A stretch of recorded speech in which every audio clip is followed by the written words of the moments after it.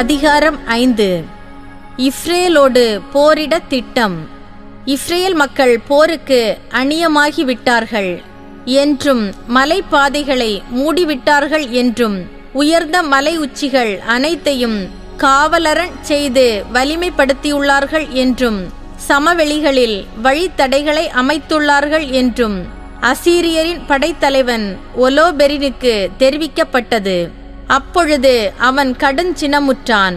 எனவே மோவாபு நாட்டுத் தலைவர்கள் அனைவரையும், அம்மோன் நாட்டு படைத்தலைவர்களையும், கடலோர பகுதிகளின் ஆளுநர்கள் அனைவரையும் அழைத்தான். கானா நாட்டு மக்களே, எனக்கு மறுமொழி கூறுங்கள். மலைநாட்டில் வாழும் இந்த மக்கள் யார்? இவர்கள் குடியிருக்கும் நகர்கள் யாவை? இவர்களுடைய படை வீரர்களின் எண்ணிக்கை என்ன? இவர்களுடைய ஆற்றலும் வலிமையும் எதில் அடங்கும்? இவர்களின் மன்னன் யார்? இவர்களுடைய படைத்தலைவன் யார்? மேற்கு நாடுகளில் குடியிருக்கும் எல்லா மக்கள் நடுவிலும் இவர்கள் மட்டும் வந்து என்னை சந்திக்க மறுத்தது ஏன் என்று அவர்களை வினவினான். அக்கியோரின் உரை. அப்பொழுது அம்மோனியர் யாவருக்கும் தலைவரான அக்கியோர் ஒலோபெரினிடம் பின்வருமாறு கூறினார். என் தலைவரே, பணியாளனின் வாயினின்று வரும் சொல்லை கேளும். மலை நாட்டில் உமக்கு அருகே வாழ்பவர்களான இந்த மக்களை பற்றிய உண்மையை உமக்கு எடுத்துரைப்பேன். பணியாளனின் வாயினின்று பொய் எதுவும் வராது. இம்மக்கள் கல்தேயரின் வழிமரபினர். கல்தேயா நாட்டில் வாழ்ந்த தங்கள் மூதாதையரின் தெய்வங்களை இவர்கள் வழிபட விரும்பாததால் ஒரு காலத்தில் மெசபத்தாமியாவில் குடியேறினார்கள்.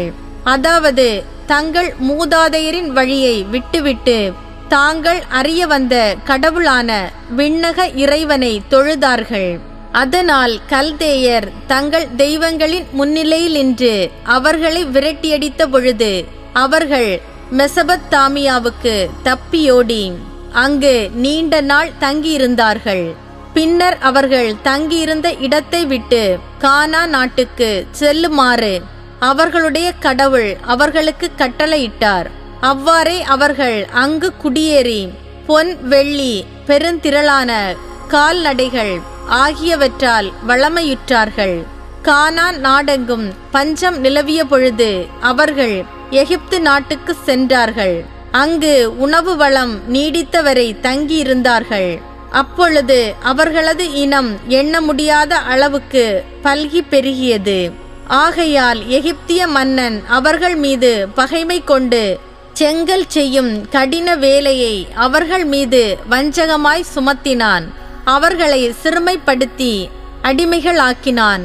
எனவே அவர்கள் தங்கள் கடவுளை நோக்கி கூக்குரலிட்டார்கள். அவரும் எகிப்து நாடு முழுவதையும் தீரா கொள்ளை நோய்களால் தாக்கினார். ஆகையால் எகிப்தியர் அவர்களை தங்களிடமிருந்து விரட்டியடித்தனர். அப்பொழுது கடவுள் அவர்கள் கண்முன் செங்கடலை வறண்டு போக செய்தார். அவர் சீனாய், காதேசு பர்னேயா வழியாக அவர்களை நடத்தி செல்ல அவர்கள் பாலை நிலத்தில் வாழ்ந்த யாவரையும் விரட்டியடித்தார்கள். பின்னர் எமோரியரின் நாட்டில் குடியேறினார்கள். தங்களின் வலிமையால் எஸ்போனியர் யாவரையும் அழித்தொழித்தார்கள். யோர்தான் ஆற்றை கடந்து மலைநாடு முழுவதையும் தங்கள் உடைமையாக்கிக் கொண்டார்கள்.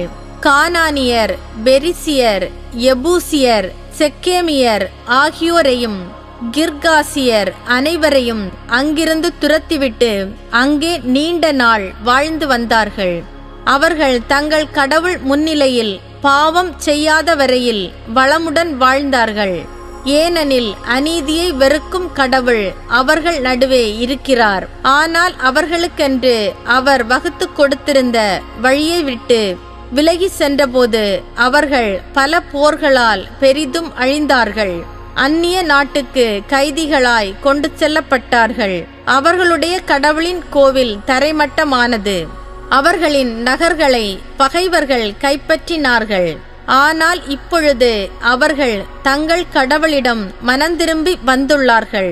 தாங்கள் சிதறடிக்கப்பட்ட இடங்களிலிருந்து திரும்பி வந்துள்ளார்கள். தங்களது திருவிடம் அமைந்துள்ள எருசலேமை மீண்டும் உரிமையாக்கி கொண்டுள்ளார்கள். பாழடைந்து கிடந்த மலை நாட்டில் மீண்டும் குடியேறியுள்ளார்கள். எனவே தலைவர் பெருமானே, இப்போது இம்மக்களிடம் தவறு ஏதேனும் காணப்பட்டால், இவர்கள் தங்களின் கடவுளுக்கு எதிராக பாவம் செய்திருந்தால், இவர்கள் செய்த பாவத்தை நம்மால் கண்டுபிடிக்க முடியுமானால், நாம் புறப்பட்டுச் சென்று இவர்களை போரில் முறியடிக்கலாம்.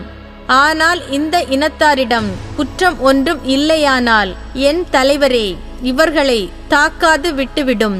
இல்லையெனில் இவர்களின் கடவுளாகிய ஆண்டவர் இவர்கள் சார்பாக இருந்து இவர்களை பாதுகாப்பார். நாமோ அனைத்துலகின் பழிப்புக்கும் உள்ளாவோம். ஒலோபெரினின் மறுமொழி. அக்கியோர் பேசி முடித்தவுடன் கூடாரத்தை சூழ்ந்து நின்ற மக்கள் எல்லாரும் முறுமுறுத்தார்கள். ஒலோபெரினின் அலுவலர்களும் கடலோரத்திலும் மோவாபிலும் வாழ்ந்தோர் யாவரும், அக்கியோரை கொன்று போடுங்கள், இஸ்ரேலருக்கும் நாம் அஞ்ச தேவையில்லை, ஏனெனில் அம்மக்கள் கடுமையாய் போரிடும் வலிமையோ ஆற்றலோ அற்றவர்கள். ஆகவே எம் தலைவர் ஒலோபெரினே, நாம் இப்பொழுது முன்னேறிச் செல்வோம், உமது பெரும் படைக்கு அவர்கள் இரையாவார்கள் என்று கூறினர்.